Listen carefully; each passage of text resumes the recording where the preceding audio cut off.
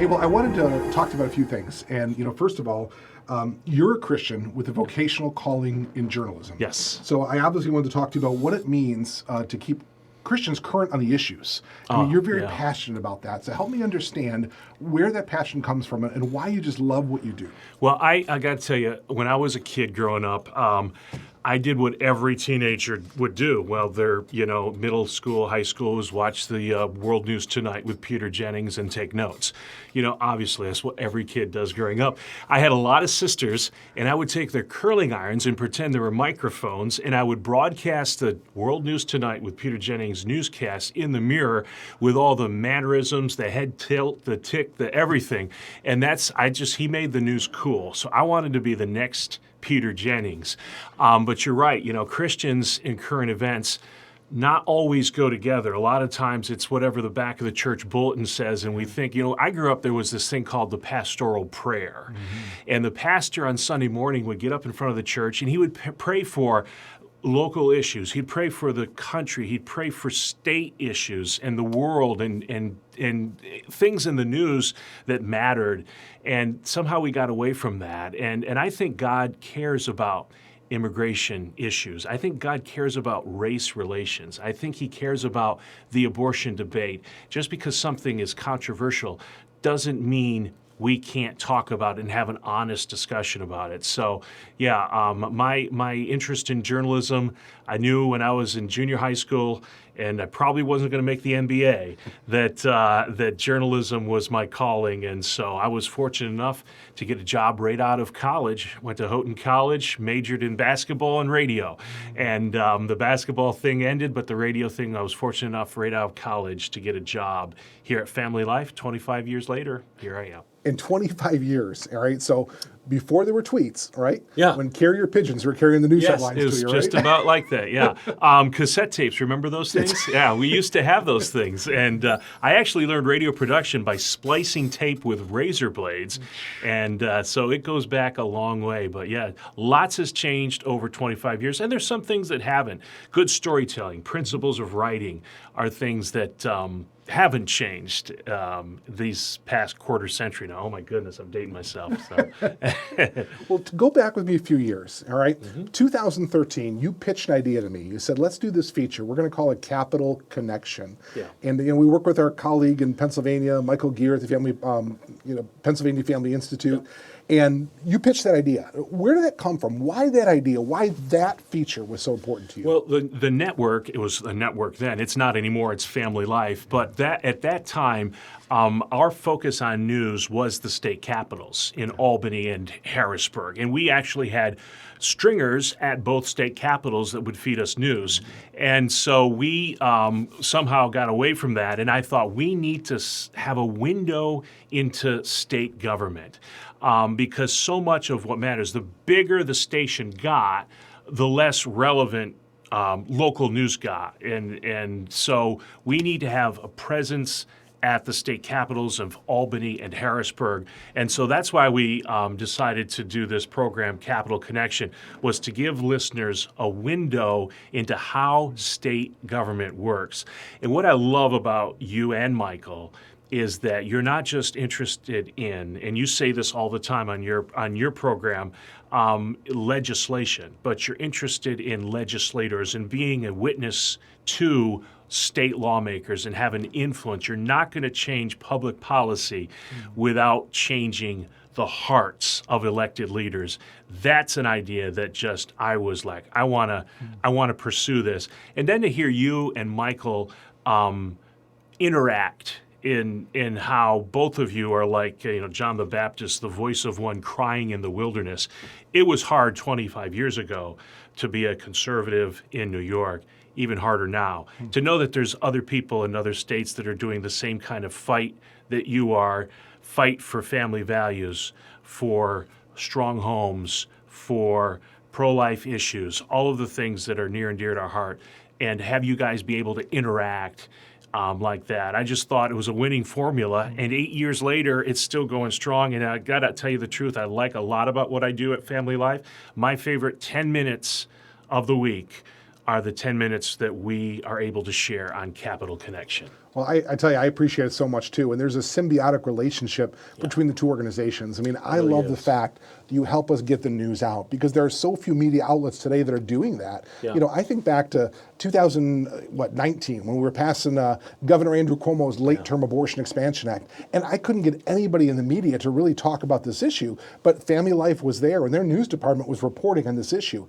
And I can't tell you how many people I heard about after the bill had passed, after the governor had signed the law, and they said, we didn't hear about this. We didn't know it was happening. What can we do about it? And it was tragic to me that more folks weren't listening to Christian radio, to stations like and Family Life that is carrying that news so they can be informed, so they can be engaged. Yeah. And so it matters. So thanks for your work. Well, and again, you were lamenting the fact to me that after the Reproductive Health Act or the late-term abortion bill passed, how you got flooded with emails.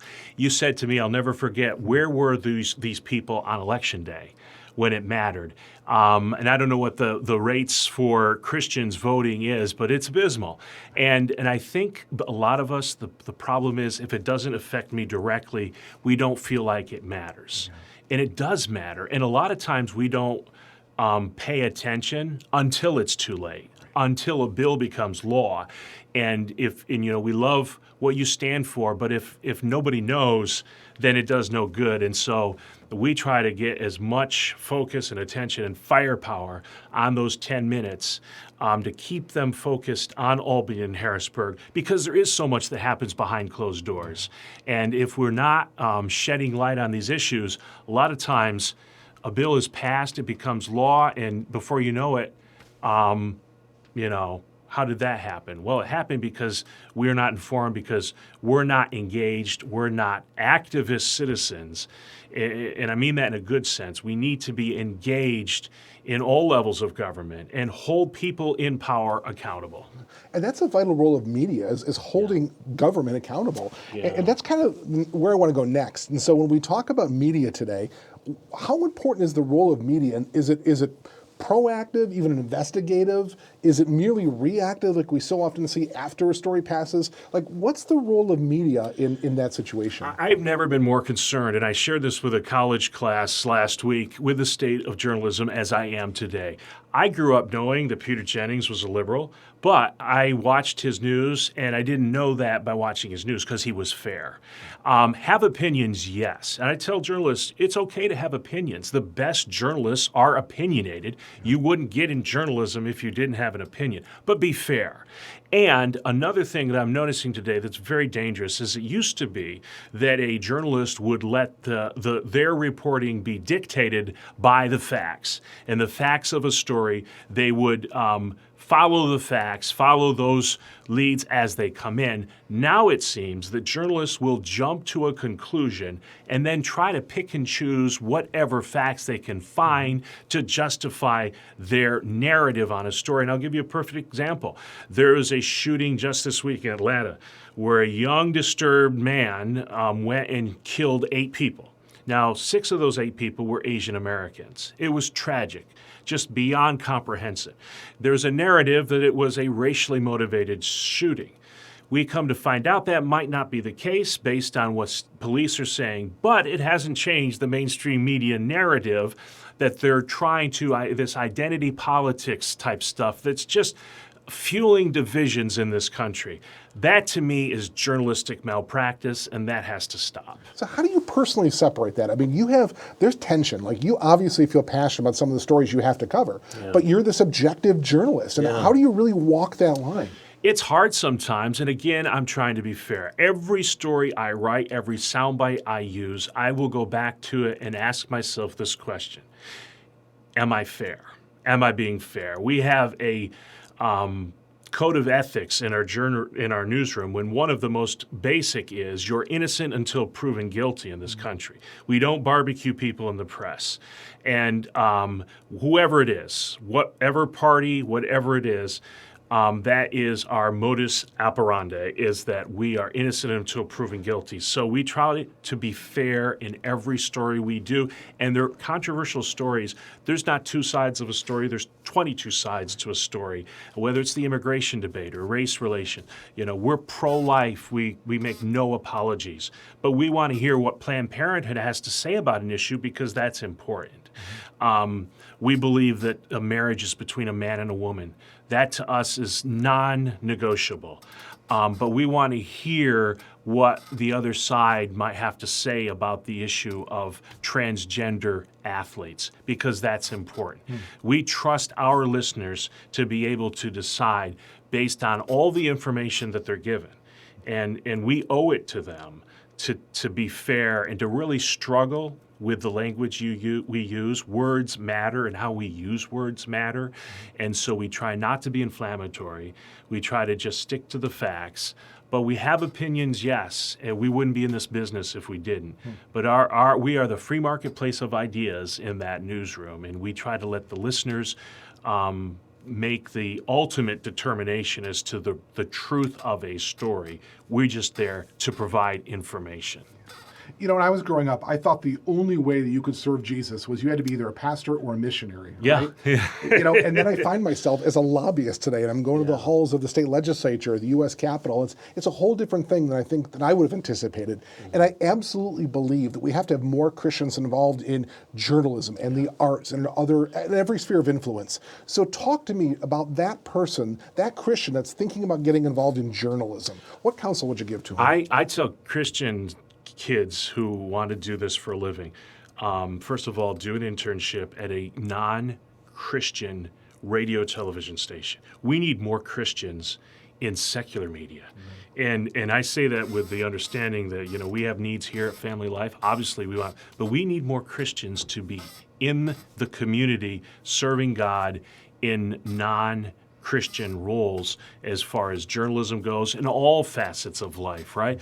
That to me is key, is crucial, is if we're going to try to make any kind of an influence. I think a lot of the bias that we see in journalism today isn't innately because they can't stand or despise Christians. It's they don't understand what the issues are that matter to Christians, the faith issues, the life issues, the family issues. They don't understand that because we're not engaged. We've kind of cut ourselves off. We're insular and, circle the wagon sort of a thing. I don't think we're doing our faith much credit if we're not engaged in our community. So I would counsel young kids in college who want to do this for a living, do an internship at your local TV station, not at your local Christian radio station.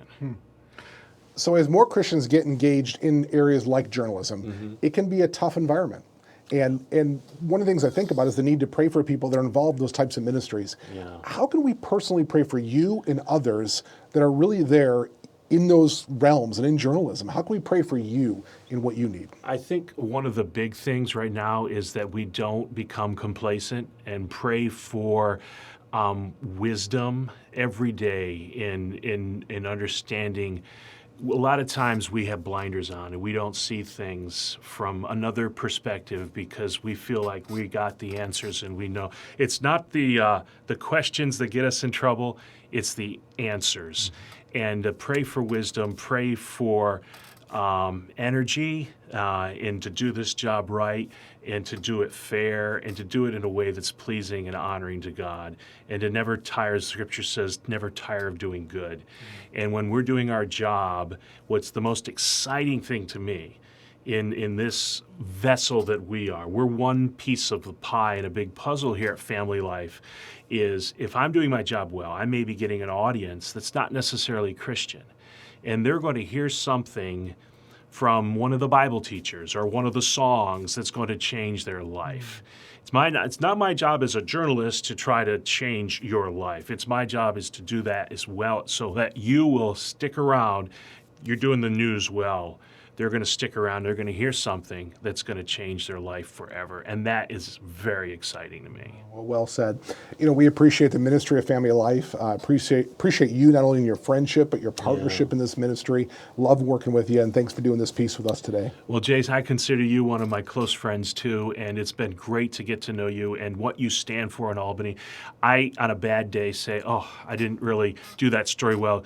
I mean, I can't imagine the firestorm that you have to go through on a daily basis, that wall that you are.